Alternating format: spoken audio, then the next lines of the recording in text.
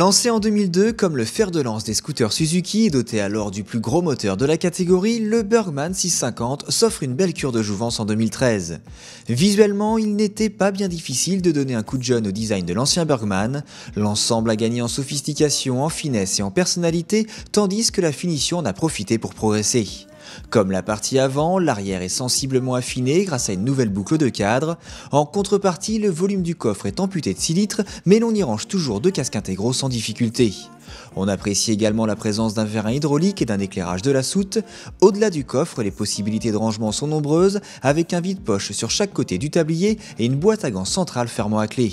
Cette dernière intègre une prise 12 volts permettant de recharger un GPS par exemple.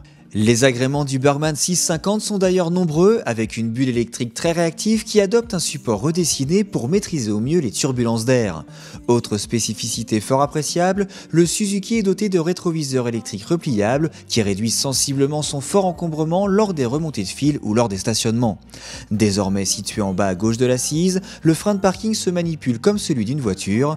La batterie de Komodo est identique à l'ancienne version, avec la possibilité de rouler en mode tout automatique et de profiter du mode Power pour permettre au moteur de prendre quelques tours supplémentaires. Il est également possible de passer en mode manuel afin de monter et descendre les rapports soi-même.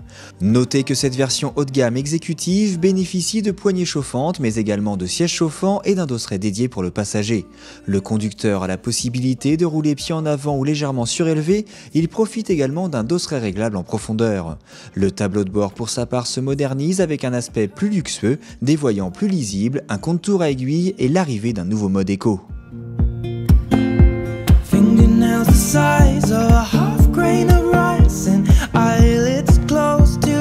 Il est maintenant temps de tester le Burgman millésime 2013 dans les rues surchargées de Rome. Dans ces conditions denses et difficiles, le Suzuki brille par son aisance, la direction est d'une légèreté insoupçonnée et l'équilibre à basse vitesse est bluffant, y compris en transportant un passager.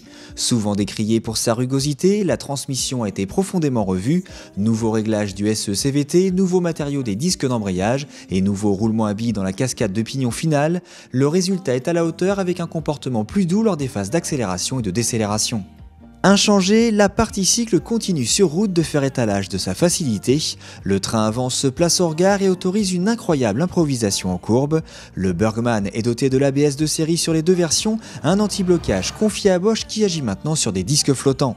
Sans couplage avant-arrière, l'ABS est globalement trop sensible sur mauvais revêtement. La puissance et le feeling donnent en revanche entière satisfaction. Lors de cette balade, le nouveau Burgman nous a bluffé par son confort. Cela aurait sans doute été le cas avec l'ancienne version car les suspensions n'ont pas évolué. Que ce soit sur les affreux pavés de Rome ou sur les routes de montagne malmenées par le gel, rien ne vient perturber le pilote au guidon de ce tapis volant. Dubitatif dans un premier temps quant à la pertinence des retouches apportées sur ce nouveau Burgman, le japonais se relance pourtant avec brio sur le segment. Il garde d'ailleurs l'avantage du prix et a largement fait l'épreuve de sa fiabilité, un argument qui pèse forcément aux yeux des utilisateurs intensifs. You can wrap your fingers round my thumb and hold